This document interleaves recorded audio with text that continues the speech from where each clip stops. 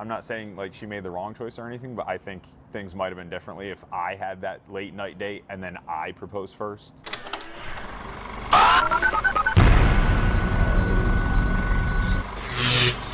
Hey guys, I'm Kristen Maldonado from Pop Culture Planet. It's so great to meet you. I feel like I'm at your weddings. Love the background. Right? Thank you. Nice to meet you too. Nice to meet you guys. So let's start with Clay. You were a little bit focused on looks at one point this season. I'd love to hear how your connection with AD kind of caused you to change and maybe move away from that and grow over the course of the season. As we go through life, you have your ups and downs, and I definitely, through this experiment, I was 100% myself. In the real world, I'm naturally a guy that goes off of the physical looks. So me even doing this process was me breaking down the way how I approach dating. And I think AD really kind of walked me through to get past that. And you know, it was an amazing thing, as you've probably seen. I'd love to start with you, AD.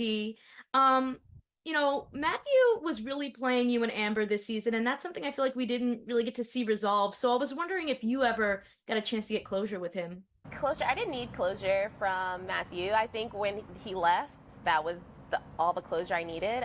He did reach out and apologize, and I accepted, and we're friends. For you, Jess, you were really solid on Jimmy all season, and I'm telling you, that line when you were like, "You're gonna choke," that had a chokehold on me.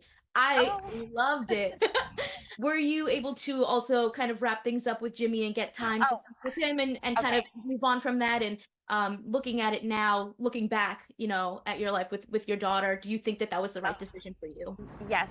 I felt like I had closure in the pods with him and during that last conversation. And when I told him he was going to choke when he saw me, I didn't fully mean it in the physical sense of that. I meant in every sense of that word. Like, I know how much I have to offer someone, and I just knew that, you know, he was going to be missing out. And I had a lot of peace leaving there, and I felt like everything happened the way it was supposed to. And ultimately, I think he and I both knew that he would not fit into the dynamic with my daughter and I. So I was very happy and at peace with everything. Trevor, you know, you were really focused on Chelsea, but she ultimately chose someone else. And you seemed convinced during the show that if you had maybe proposed first, that maybe she would have had a different answer. Maybe she would have chosen you. Do you still feel like that? I do, and the reason is why, because whenever you have a date with someone late at night the day before, they're kind of fresh in your mind that next morning. And the day before proposals, I had a really early date with Chelsea, and then she met with Jimmy right at night. And it was like that for me too with girls that, like, if Chelsea was typically my last date, so she was always fresh in my mind. I think they set it up that way. And Jimmy got to propose first after like having a 5.5-hour date with Chelsea the night before. So I do think that played a role. I'm not saying like she made the wrong choice or anything, but I think things might have been differently if I had that late night date and then I proposed first. Amy, for you, you and Johnny had such a strong relationship throughout the season, but you kind of discussed a lot of really important topics that I think people need to talk about when it comes to, you know, having a family, birth control, things like that. How did those conversations help you out in the real world outside of like the reality show bubble? It definitely made me stronger and just kind of standing my ground and being firm on my beliefs and my decisions.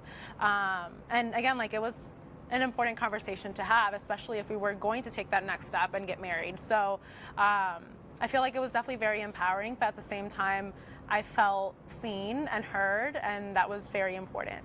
So I feel like in the pods, we really didn't discuss too many things. We had a lot of like pushback on, or like a lot of difficult conversations. Like, we definitely talked about very important matters, but when we got to the DR, when we got back to Charlotte, actually started having those conversations, it really let me see Amy in a different light as far as, okay, when we are, you know, married for 10 plus years and we do have this big thing that comes up, how are we going to react to it? So I really like the fact that we were able to have a tough conversation where we had to kind of take certain breaks in between it to get more information and then bring it back to each other. That communication is key. Absolutely. Exactly. And now I'd love to go around quickly, like rapid style. One of the fun quotes of this season is "Love is wine," cheersing. So I'd love to know, like, based off of your own personal experience on the show, if you had to choose love or just a big old glass of wine, what would you choose? I'm choosing love. I'd choose love as well. I choose love, but the wine's a close second.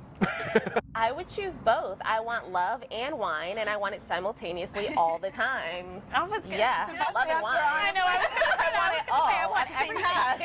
I can't choose. the love of my life to be pouring me a glass of wine. Literally. And feeding me great. Okay. Absolutely. Yeah, You I'm such a guys lover are- girl. I had it in my mind, so Yeah. same. Absolutely. You guys are queens. Congratulations on this season. I know everyone's gonna have so much fun watching it and rooting for you guys. Consider subscribing if you like my videos, and if you want to talk more TV and movies with me outside of the comments section, check out my Patreon at patreon.com/kmaldo. If you like this one, you can check out more of my videos right over here. See ya!